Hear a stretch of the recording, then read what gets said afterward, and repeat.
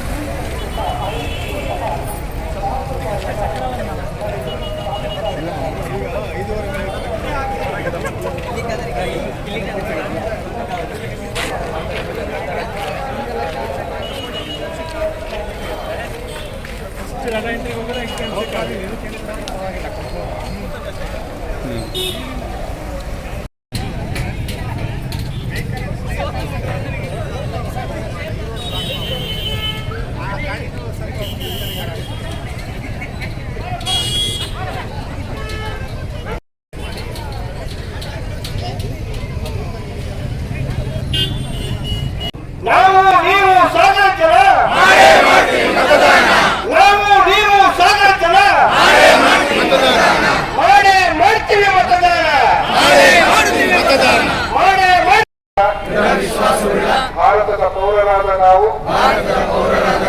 ನಮ್ಮ ದೇಶದ ಪ್ರಜಾಸತ್ತಾತ್ಮಕ ಸಂಪ್ರದಾಯಗಳು ಮತ್ತು ಮುಕ್ತ, ನ್ಯಾಯಸಮ್ಮತ ಮತ್ತು ಶಾಂತಿಯುತ ಚುನಾವಣೆಗಳ ಘನತೆಯನ್ನು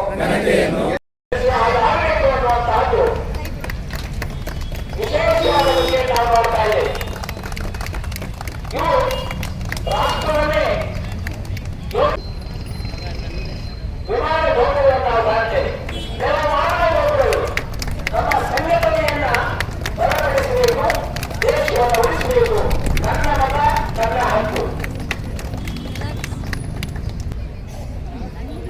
ಬೇಕಾದ ಕೇಳ್ಕೊಳ್ಳಿ.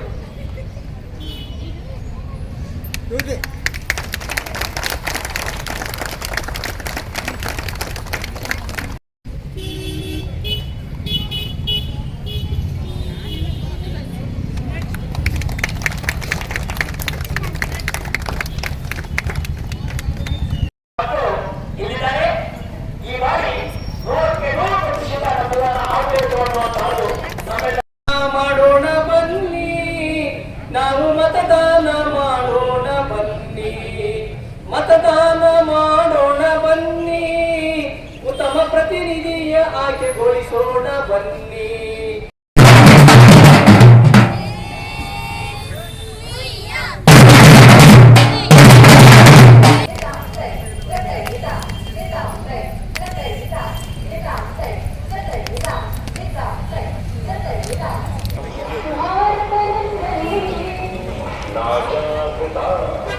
ಸಂಸ್ಕೃತಿ, ನಮ್ಮ ಸಂಸ್ಕಾರವನ್ನು ನೆನಪಾಗಿ ಮಾಡಬೇಕು, ಹಾಗೂ ನಮ್ಮ ಜವಾಬ್ದಾರಿ ಕೂಡ ಎಲ್ರಿಗೂ ನೆನಪಾಗಬೇಕು ಅನ್ನೋ ಕಾರಣಕ್ಕೆ ಇದೊಂದು ನೂತನ ಇದನ್ನು ನಾವು ಪ್ರಯತ್ನವನ್ನು ಮಾಡ್ತಾ ಇದ್ದೇವೆ. ಅದಕ್ಕೆಲ್ಲರೂ ತಾವು ಸಹಕರಿಸಿ ಎಲ್ಲರೂ ಭಾಳ ಚಂದವಾಗಿ ರೆಡಿಯಾಗಿ ಬಂದಿದ್ದೀರಿ. ತಮ್ಮೆಲ್ಲರಿಗೂ ನನ್ನ ಚುನಾವಣಾ ಇಲಾಖೆ ಕಡೆಯಿಂದ, ಸ್ವೀಪ್ ಸಮಿತಿಯಿಂದ ಧನ್ಯವಾದಗಳು. ಎಲ್ಲರೂ ದಯವಿಟ್ಟು ಮತದಾನದ ಬಗ್ಗೆ ಜಾಗೃತಿಯನ್ನು ಇವತ್ತು ನಾವು ನಮ್ಮ ತಾಲೂಕು ಮಟ್ಟದಲ್ಲಿ, ಜಿಲ್ಲಾ ಮಟ್ಟದಲ್ಲಿ ಮಾಡಿದ್ದೇವೆ. 6ನೇ ತಾರೀಕು 7ನೇ ತಾರೀಕು ಇದನ್ನು ನೀವು ದಯವಿಟ್ಟು ಮನೆಗೆ ತೊಗೊಂಡೋಗ್ಬೇಕು. ನಿಮ್ಮ ಮನೆಯವರೆಲ್ಲ ಮತದಾನ ಮಾಡೋ ರೀತಿ ನೀವು ನೋಡ್ಕೋಬೇಕು. ಇಷ್ಟು ದಿನ ನಾವೇನು ಶ್ರಮ ಪಟ್ಟಿದ್ದೀವಿ 2 ತಿಂಗಳು ಚುನಾವಣೆಗಾಗಿ, ಅದು ಯಶಸ್ವಿ ಆಗಬೇಕು.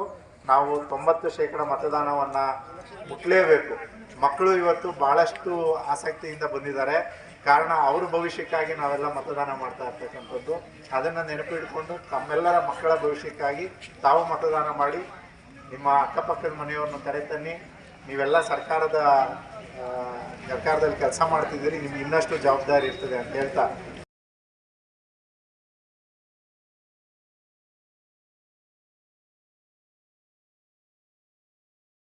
ನಮಸ್ಕಾರ.